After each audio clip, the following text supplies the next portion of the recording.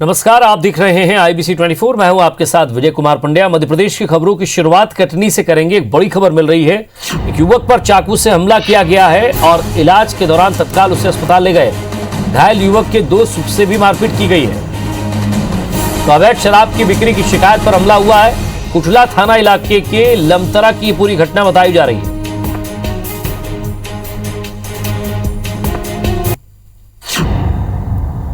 विकास बर्मन हमारे संवाददाता हमारे साथ जुड़ गए। विकास, क्या है पूरा मामला, विस्तार से जानना चाहेंगे। जी मैं आपको बताऊं, कटनी थाना के कुटला थाना क्षेत्र के अंतर्गत एक लमतरा इलाका है पूरा, जहां पर ये राहुल अवस्थी करके हैं। उनके ऊपर 4 से 5 वार किए गए हैं चाकू से, जो गुप्तांग अंग में उसके गंभीर चोटें आई हुई हैं, जिसका जिला अस्पताल में इलाज चल रहा है।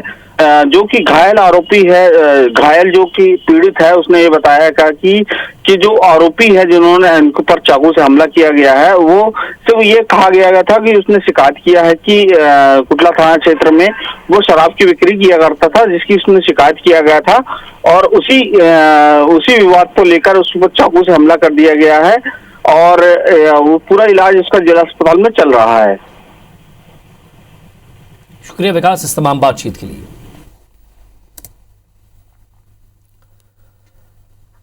और एक और बड़ी खबर नरसिंहपुर से, जहां 22 बच्चों ने रतन जूत के बीज खा लिए हैं। मंगवानी में आदिवासी बच्चों ने ये बीज खाए हैं। बच्चों की हालत गंभीर है और गंभीर हालत पर उन्हें अस्पताल में भर्ती कराया गया है। कलेक्टर और एसपी भी जिला अस्पताल पहुंच गए हैं। तो रतन जूत के बीज खा लिए इन बच्चों ने और हालत बिगड़ने पर तत्काल अस्पताल में भर्ती कराया गया। कलेक्टर और एसपी भी मौके पर मौजूद है।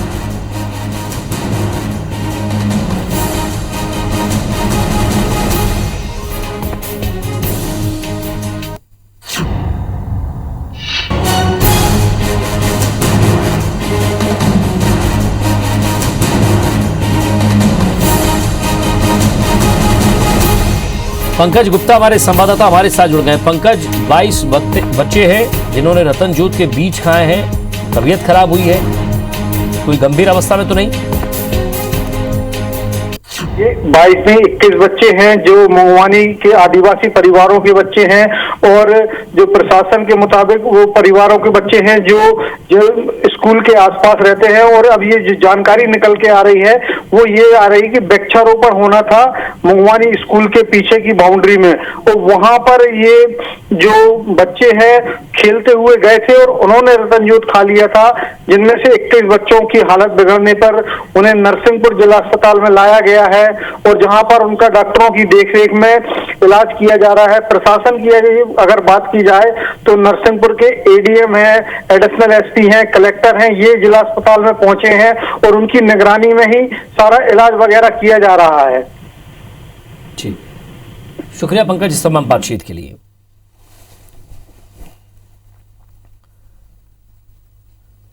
और इधर केंद्रीय स्वास्थ्य मंत्री डॉक्टर हर्षवर्धन ने दिल्ली जाने से पहले मुख्यमंत्री शिवराज सिंह चौहान से मुलाकात की है। मुख्यमंत्री शिवराज सिंह चौहान ने प्रदेश के लिए कोरोना वैक्सीन के पहले डोज की आपूर्ति की चर्चा की।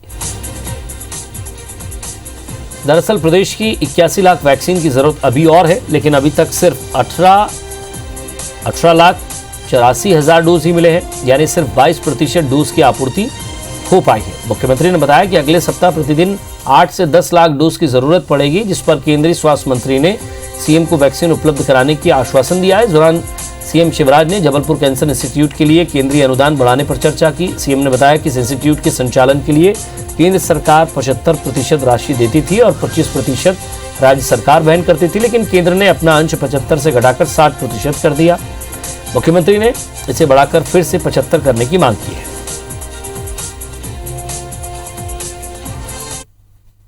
प्रदेश के चिकित्सा संबंधी मुद्दों पर चर्चा की, बातचीत की। एम्स में कुछ नई सुविधाओं की आवश्यकता है। भोपाल गैस पीड़ितों के लिए बने अस्पताल के लिए भी उसका संचालन सुव्यवस्थित तरीके से कैसे हो, उस पर भी चर्चा हुई है। नए मेडिकल कॉलेज जो हमने खोले हैं, खोलने का फैसला किया है, सिवनी, छतरपुर और दमोह, तो मैंने आग्रह किया है कि भारत सरकार भी उनमें सहयोग करे, क्योंकि ये अभी राज्य सरकार ने अपने स्तर पर प्रारंभ किए हैं। ऐसे अनेकों मुद्दों पर उनसे चर्चा हुई और मुझे खुशी है कि डॉक्टर हर्षवर्धन जी का दृष्टिकोण सारे मुद्दों पर बहुत सकारात्मक था। उन्होंने हर संभव सहयोग का मुझे वचन दिया है। मंडला में एक कार्यक्रम के दौरान केंद्रीय इस्पात राज्य मंत्री फग्गन सिंह कुलस्ते खाली कुर्सियों को देखकर आयोजकों को फटकारने लगे। उन्होंने मंच से कहा कि जब किसान ही जा चुके हैं तो वो किससे संवाद करें। केंद्रीय इस्पात राज्य मंत्री को नाराज देख वहां पर मौजूद सभी अधिकारियों की सांसें फूल गई। दरअसल जिले में 2 दिवसीय राष्ट्रीय आलू महोत्सव का आयोजन किया गया है, जिसमें केंद्रीय इस्पात राज्य मंत्री कुलस्ते को मुख्य अतिथि के तौर पर बुलाया गया था। जब वे कार्यक्रम में भाषण देने के लिए खड़े हुए, उसके पहले ही पंडाल में 95% से ज्यादा किसान जा चुके थे, जिसके बाद सभा स्थल में सिर्फ खाली कुर्सियां ही बची थी। खेती करने वाले जो लोग हैं, मैं बहुत बार जाता हूं लोगों के पास, परंतु उनके पास लोग आपके आधे भाग गए। ये कष्ट होता है। आप किसको पढ़ा रहे हैं, किसको आप शिक्षा देंगे? हमारे हिमाचल से चलकर के विशेषज्ञ आए, किससे बात करेंगे, संवाद करेंगे? किसान को कुछ समझाना चाहिए, बात करना चाहिए। मुरैना में केंद्रीय मंत्री नरेंद्र सिंह तोमर ने चर्चा में कहा है कि बीते दिनों दिल्ली में मुख्यमंत्री शिवराज सिंह चौहान से उनकी मुलाकात हुई और इस मुलाकात में प्रदेश के फर्टिलाइजर सहित अन्य मुद्दों पर भी चर्चा हुई है। केंद्रीय मंत्री ने मुख्यमंत्री को आश्वासन दिया है कि मध्य प्रदेश में कृषि से संबंधित किसी भी जरूरत के लिए केंद्र की तरफ से कोई कमी नहीं रहेगी। इसके साथ ही विपक्षी नेताओं पर आरोप लगाते हुए कहा कि आगामी चुनाव में परिणाम आने पर सभी को जवाब मिल जाएगा। किसान नेता राकेश टिकैत के चुनाव में विरोध करने वाली बात पर तोमर ने कहा कि लोगों को अभिव्यक्ति की स्वतंत्रता है। तुष्टीकरण की राजनीति पर कहा कि बीजेपी ने सबको सामान्य न्याय दिलाया है। बीजेपी तुष्टीकरण न करने के सिद्धांत पर काम करने वाली पार्टी है।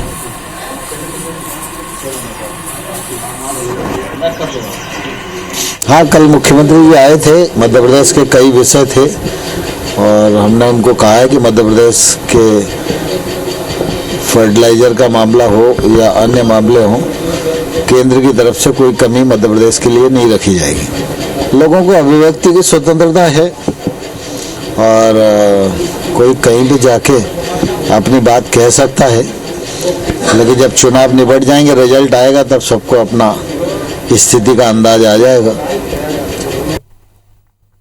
मध्य प्रदेश के नगरीय निकाय चुनाव से पहले हाईकोर्ट की ग्वालियर खंडपीठ ने महापौर और अध्यक्षों के आरक्षण पर रोक लगा दी है।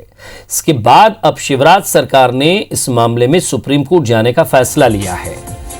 नगरीय प्रशासन मंत्री भूपेंद्र सिंह ने बताया कि महापौर और अध्यक्षों के आरक्षण की प्रक्रिया नियम अनुसार की गई है। वर्षों से इसी नियम और एक्ट के अनुसार आरक्षण की प्रक्रिया की जाती रही है। सरकार का प्रयास है कि नगरीय निकाय के चुनाव जल्द ही हो, इसलिए सरकार सुप्रीम कोर्ट में याचिका दाखिल करेगी। जानकारी के अनुसार नगरीय प्रशासन और आवास विभाग ने इसके लिए प्रशासनिक स्वीकृति दी है। याचिका पर सुनवाई के दौरान सुप्रीम कोर्ट यदि हाईकोर्ट के फैसले को सही ठहराती है तो सभी निकायों में महापौर अध्यक्ष के लिए फिर से आरक्षण होगा।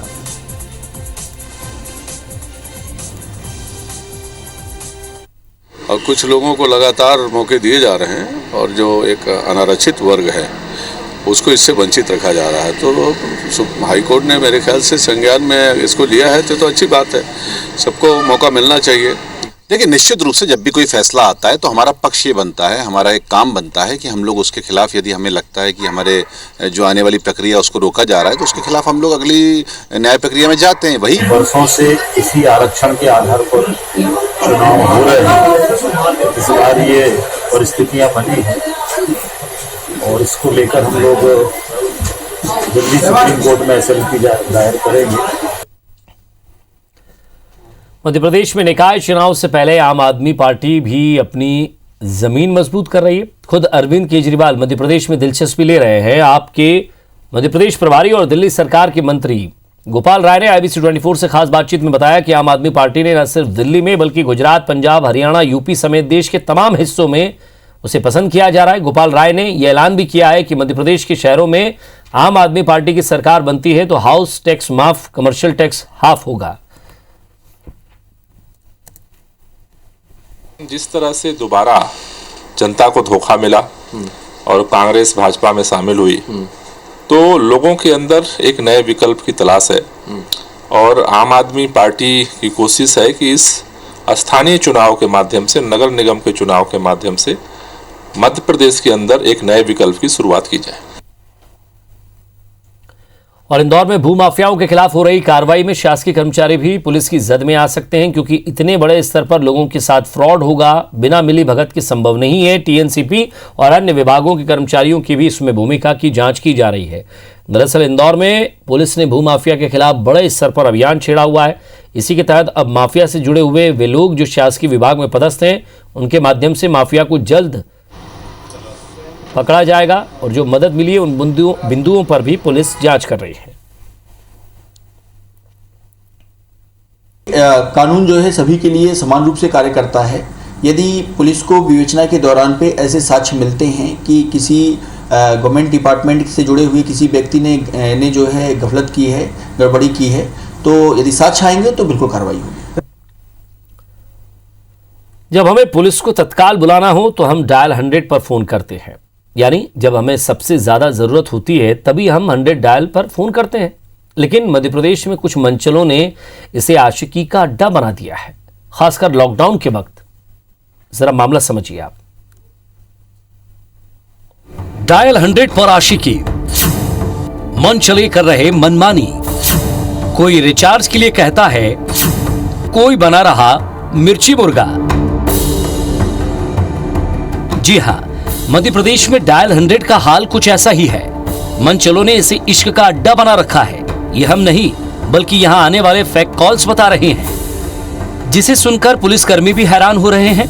महिला पुलिसकर्मियों से मंचले अश्लील बातें करते हैं। दरअसल लॉकडाउन के वक्त कुछ लोगों ने डायल 100 को टाइम पास का जरिया बना लिया। इस तरह के फोन कॉल्स के आंकड़े चौंकाने वाले हैं।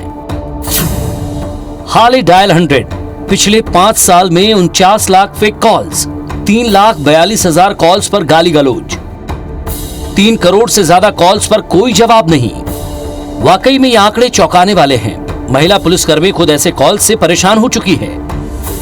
हमारे पास गाली गलौच वाले भी आते हैं। जब कॉल टेकर्स कॉल अटेंड करते हैं तो उनको गाली भी देते हैं या फिर कई बार अश्लील भाषा का उपयोग करते हैं और प्रैंक कॉल्स करते हैं या झूठी शिकायतें करते हैं, उसमें झूठी जानकारी देते हैं। जब इस तरह के फेक कॉल से महिला पुलिसकर्मी इतनी परेशान हो चुकी हैं कि वो वाकई कार्रवाई के मूड में है। मंचलों को सबक सिखाने के लिए संबंधित जिलों में एसपी को इन कॉल्स की डिटेल भेजी जा रही है। देख रहे हैं लोग लगातार इस तरीके के कॉल्स कर रहे हैं, कई बार मस्ती मजाक के तौर पे भी करते हैं और लाइन एंगेज होती है हमारी। इसलिए हमने संबंधित एसपीज को अब इसमें लेटर लिखना शुरू किए हैं ऐसे कॉल्स पर कार्रवाई करने की। अब आप खुद सोचिए कि डायल 100 जैसी सुविधा तत्काल सेवा के लिए होती है। अगर ऐसी इमरजेंसी सर्विस पर फेक कॉल्स आएंगे तो क्या होगा? ऐसे लोगों के खिलाफ सख्त कार्रवाई की जरूरत है जो डायल 100 को टाइम पास का जरिया समझते हैं।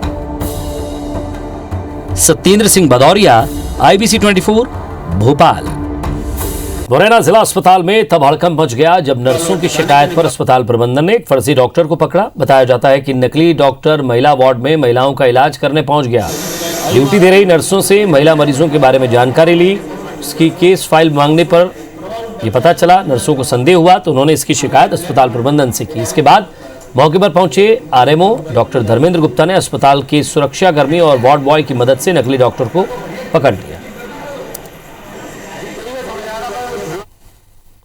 फीमेल मेडिकल वार्ड में पहुंचा तो ये वही संजय माहौर निकले जो अम्बा में पहले से ही पुलिस के दर्ज इनके खिलाफ जो हॉस्पिटल में फ्रॉड आदेश के आधार पे इनने नौकरी की थी और जो अभी यहाँ राउंड लगा के दोबारा से फिर मरीज देखना इनने चालू कर दिया था। वार्ड में राउंड लेता हुआ और घूमता हुआ मिला, जिसने कुछ इंस्ट्रक्शन दिए फीमेल नर्सेस को। शक होने पर जब पुलिस को बुलाया गया और पूछताछ की गई तो वह व्यक्ति एक प्रॉपर जो है RMP रजिस्टर्ड मेडिकल प्रैक्टिशनर या डॉक्टर ना पाया हुआ फर्जी होना प्रतीत हो रहा है। अगर ऐसा पाया जाता है कि वह फर्जी डॉक्टर है तो उस पर वैधानिक कार्रवाई की जाएगी। ग्वालियर में एक वाहन चोर को सिपाही को कट मारकर भागना महंगा पड़ गया। सिपाही ने चोर का पीछा किया। मदद के लिए पुलिस थाने को सूचना दी। पुलिस ने घेराबंदी कर कार सवार चोर को पकड़ा। पकड़े जाने के बाद पता चला कि कार उसने चोरी की और चोर की पहचान कपिल रावत के रूप में हुई है। आरोपी युवक वाहन चोर है और जब आरोपी को थाने ले जाकर पूछताछ की गई तो एक के बाद एक 4-5 वाहन की चोरी करना कबूल किया है। पुलिस की एक टीम उज्जैन के नागदा पहुंचकर 5 चोरी की कार भी बरामद उसने की है। वहीं गिरोह के 3 साथी अभी भी फरार हैं। हाँ, ये बिल्कुल सही बात है। एक अंतर राज्यीय गैंग है, इनके 2 सदस्य भी फरार हैं और इन लोगों पर तमाम मामले दर्ज हैं। तो लेकिन ये करते क्या थे, चोरी करने के बाद कानून पे करते थे, इस तरह से देखते थे? अभी तक जो हमको मॉडस ऑपरेटिव इनकी मिली है कि हमारे राज्य के वाहन चुरा कर ये दीगर राज्यों में बेचते और दीगर राज्यों को चुरा के अपने खपाते थे। बैतूल जिले में कल हुई दुर्घटना के 3 शवों को स्टेट हाईवे पर रखकर बड़ी संख्या में लोग प्रदर्शन करने लगे।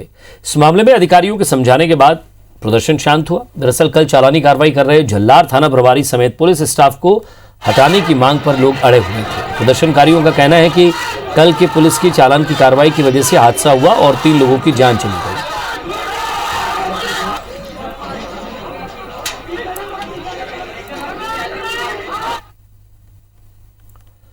भूमाफियाओं पर एक तरफ पुलिस कार्रवाई कर रही है, वहीं दूसरी ओर फरार भूमाफियाओं के खिलाफ पुलिस ने इनाम की राशि बढ़ा दी है।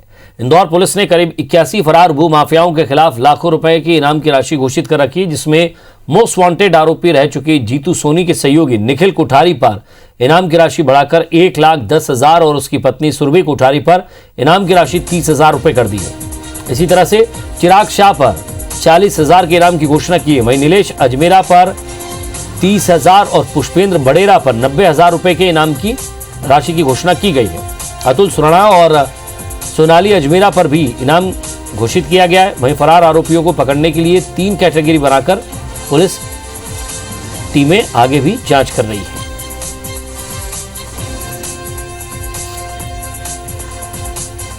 अभी तक 173(8) में 420 की जितनी भी विवेचनाएं चल रही थी और कई जो बदमाश थे जो अभी तक फरार थे, खुले में घूम रहे थे, उसकी पूरी सूची हम लोगों ने तैयार कराई है। उसमें सब पे इनाम घोषित कर रहे हैं और लगातार इसमें एक टीम है वो की कोशिश कर रही है इनकी गिरफ्तारी के लिए। उज्जैन में क्षिप्रा नदी में हुए विस्फोट का कारण जानने के लिए देहरादून के ONGC की टीम पहुंची है और कई जगहों से पानी और मिट्टी के सैंपल लिए हैं। अब ये टीम 15 दिन में अपनी जांच रिपोर्ट कलेक्टर को सौंपेगी। हालांकि इस टीम ने किसी भी गैस का रिसाव होने की संभावना से इनकार किया है। अभी सैंपल की पूरी तरह से जांच की जाएगी, उसके बाद की स्थिति साफ हो पाएगी। कुछ दिन पहले भोपाल की GSI की टीम भी इस घटना की जांच कर चुकी है, उन्हें भी सैंपल यहां से लिए थे। हालांकि उनकी जांच रिपोर्ट अभी भी नहीं आई है। आपको बता दें कि फरवरी के आखिरी और मार्च के पहले हफ्ते में क्षिप्रा नदी के त्रिवेणी घाट पर बड़े चेक डैम के आसपास विस्फोट और धुएं की तस्वीरें वायरल हुई थी।